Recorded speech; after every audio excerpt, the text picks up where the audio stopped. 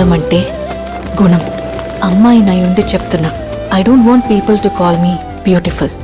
దాని బదులు నీది కష్టపడే తత్వం, నీలో కరుణ ఉంది, నీకు ధైర్యం ఎక్కువ, నువ్వు తెలివైన దానివంటే నాకు సంతోషం.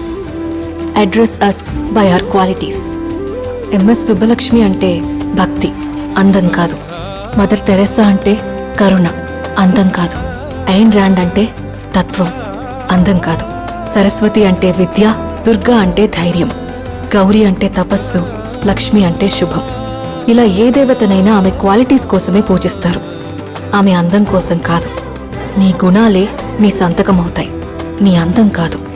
అందుకే ప్రపంచము మగాళ్ళలో కాదు, ఆడదే ఆడదాన్ని అందాన్ని దాటి చూసుకోగలగాలి.